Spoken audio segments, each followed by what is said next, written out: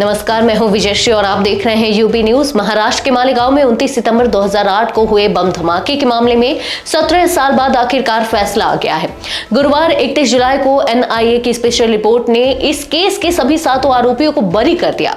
इनमें भोपाल से बीजेपी की पूर्व सांसद साध्वी प्रज्ञा ठाकुर और लेफ्टिनेंट कर्नल प्रसाद पुरोहित भी शामिल थे।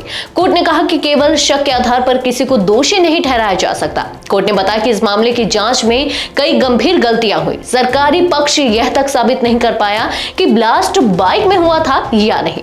बाइक का चेसिस नंबर नहीं मिला और यह भी साफ नहीं हो सका कि वह बाइक साध्वी प्रज्ञा की थी या किसी और की।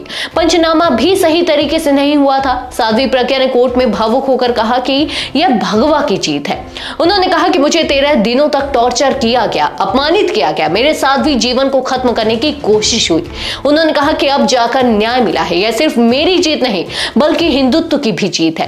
कोर्ट ने मेरे दर्द को समझा, मैं इसके लिए आभारी हूं। लेफ्टिनेंट कर्नल पुरोहित ने भी अपनी प्रतिक्रिया दी। उन्होंने कहा कि वे आर्मी के लिए काम करते थे, करते रहेंगे। उन्होंने किसी को दोष नहीं दिया, लेकिन कहा कि जांच एजेंसियों के कुछ लोग कानून का गलत इस्तेमाल करते हैं। देश की नींव मजबूत होनी चाहिए, तभी इंसाफ मिलेगा। कोर्ट ने साफ कहा कि इस मामले में अभियोजन पक्ष आरोप साबित करने में नाकाम रहा, इसलिए सभी आरोपी संदेह का लाभ पाने के हकदार है।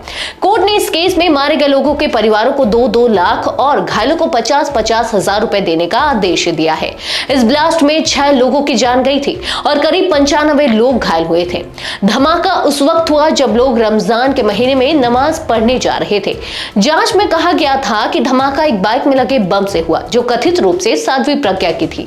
इसी आधार पर उन्हें आरोपी बनाया गया और गिरफ्तार किया गया। अब बड़ा सवाल यह है कि क्या भारत की जांच एजेंसियों को और जिम्मेदारी से काम करने की जरूरत है? अगर 17 साल बाद कोई निर्दोष साबित होता है तो इतने सालों का दुख कौन लौटाएगा? इस फैसले से एक बार फिर यह बात सामने आई है कि उग्रवाद का कोई धर्म नहीं होता और कानून को किसी भी सूरत में राजनीति या पूर्वाग्रह से नहीं चलाया जा सकता। भारत में न्याय की उम्मीद आज भी जिंदा है, लेकिन इसकी कीमत कभी कभी बहुत भारी पड़ती है।